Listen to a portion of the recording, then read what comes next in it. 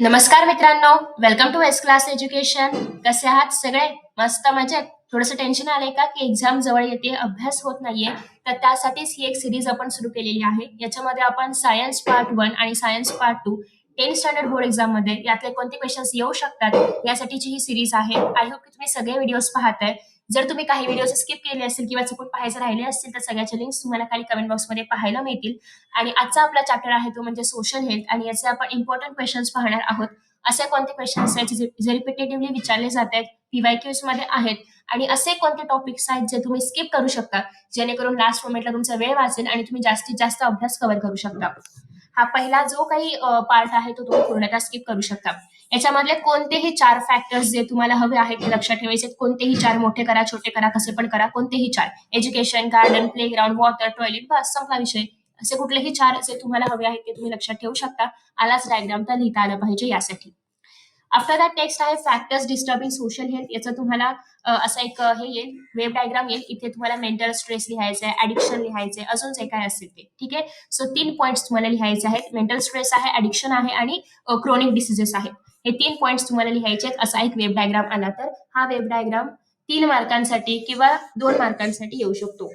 आता नेक्स्ट आहे mental stress. तर तुम्हाला असा क्वेश्चन येईल की तुमची फ्रेंड मेंटल स्ट्रेस विक्टीम आहे, तर तुम्ही तिला त्याच्यामधून बाहेर काढायला काय काय कराल? सो हे सगळे क्वेश्चन्स जे असणार आहेत त्या चॅप्टर मधले हे मोस्टली तुमच्याशी रिलेटेड असणार आहेत. तुम्हाला त्याचा आन्सर स्वतःहून लिहायचे. याच्यामध्ये काहीच पाठ करायची गरज नाहीये. हे सगळं तुम्ही स्वतःहून लिहिणार आहात. तुम्ही काय कराल असं विचारलंय तरी एक्सपेक्टेड की तुम्ही काय कराल हे तुम्हाला लिहायचंय. कुणाचाही आन्सर कुठलाही आन्सर लिहायची गरज नाहीये. ठीक आहे. ऍडिक्शन. नेक्स्ट आहे अगेन तुम्हाला याच्यावरती असा क्वेश्चन येतो की तुमचा एखादा फ्रेंड, तुमचा एखादा ग्रुप मधला मेंबर, त्याला सिगरेट्स ऍडिक्शन आहे, त्याला टोबॅकोचं ऍडिक्शन आहे, अल्कोहोलचं ऍडिक्शन आहे. सो तुम्ही त्याला त्याच्यापासून कसं वाचवाल किंवा तुमचं ऍक्शन काय असेल त्यावेळेस. ठीक आहे. किंवा अजून एखादा प्रश्न येऊ शकतो की तुमचा एखादा फ्रेंडला मोबाईलचं ऍडिक्शन आहे, तर तुम्ही त्याला त्याच्यापासून कसं वाचवाल किंवा तुम्ही त्याला काय सांगाल हे ऍडिक्शन पासून वाचण्यासाठी किंवा ते प्रिव्हेंट करण्यासाठी. सो या सगळ्यामध्ये जेव्हा असे क्वेश्चन्स येतात तेव्हा ते मोस्टली 2 मार्कांसाठीच येतात आणि 2 मार्कांसाठी तुम्हाला ऍटलिस्ट 4 पॉईंट्स लिहिणं रिक्वायर्ड आहे. ठीक आहे. नेक्स्ट आहे हे जे ऍडिक्शन आहे, तर ऍडिक्शन मध्ये तुम्हाला अजून एक पॉईंट पाहायला मिळतोय की जे टोबॅको वगैरे असतात त्यांच्यामध्ये टॉक्सिक मटेरियल प्रेझेंट असतात, कार्सिनोजेनिक मटेरियल प्रेझेंट असतात. तर कार्सिनोजेनिक शब्द लक्षात ठेवा, एक्झाम मध्ये आला तर लिहिता आला पाहिजे. क्रोनिक डिसिजेसचे एक्झाम्पल्स अगेन हे तुम्हाला असं येऊ शकतं, क्रोनिक डिसिजेस आणि खाली 3 एरोज आहेत. त्या केसमध्ये एड्स, टीबी, लेप्रोसिस आणि मेंटल स्ट्रेस किंवा मेंटल हेल्थ डिसऑर्डर्स हे तुम्हाला लक्षात ठेवायचं आहे. नेक्स्ट आहे लिकर इज प्रोड्युस्ड कसं वगैरे वगैरे वगैरे. सो मगाशी मी तुम्हाला एक प्रश्न सांगितला होता की तुमचा एखादा फ्रेंड आहे तर त्याला अल्कोहोलचं ऍडिक्शन आहे, तर तुम्ही त्याला त्याच्यापासून कसं दूर कराल त्या ऍडिक्शन पासून. तर त्यावेळेस तुम्ही हे आन्सर लिहू शकता की तुम्ही त्याला डिसएडव्हान्टेजेस सांगाल अल्कोहोलचे, त्याचा आपल्या नर्वस सिस्टमवर कसा परिणाम होतो हे सांगाल. तुम्ही तुम्ही हे पॉईंट्स पण त्याच्यामध्ये इन्क्लूड करू शकता. ठीक आहे. आफ्टर दॅट नेक्स्ट आहे की सध्या मोबाईलमुळे वगैरे खूप साऱ्या गोष्टी आपल्या लाईफमध्ये होत आहेत किंवा खूप सारे प्रॉब्लेम्स होत आहेत.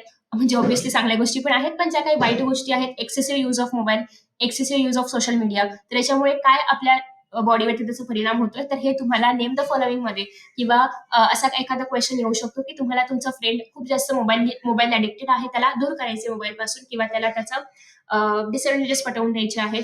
तर या केसेसमध्ये तुम्ही हे सगळे पॉईंट्स जे आहेत ते इन्क्लूड करू शकता. ठीक आहे. अजून तुम्हाला असा डायग्राम दिला जाईल आणि विचारलं जाईल की हा जो मुलगा आहे तर हा मोबाईल बघत जेवतोय. सो तुम्ही त्याला त्याच्यापासून कसं दूर कराल किंवा तुम्ही त्याला त्याचे डिसएडव्हान्टेजेस कसे पटवून द्याल. ठीक आहे. सो ते या ठिकाणी मोस्टली लिहिलेले आहेत. तुम्ही मनाने पण याचं उत्तर लिहू शकता. अगेन नेक्स्ट आहे हे पिक्चर दिलं जाईल आणि विचारलं जाईल की हे जे वर्तन आहे या पर्सनचं तर हे रेशनल आहे का. Is the behaviour of this person rational. हे रेशनल आहे का की तो मागून गाडी चालवतोय आणि हा पुढून व्हिडिओज आणि सेल्फीज काढतोय. तर ऑब्व्हियसली हे रेशनल नाहीये. रेशनल म्हणजे काही योग्य नाहीये किंवा त्या सिच्युएशनला धरून नाहीये. मग ते कसं रॅशनल नाहीये आणि हे करण्यापेक्षा त्या पर्सनने काय केलं पाहिजे हे तुम्हाला 2 मार्कांसाठी लिहायला विचारलं जातं.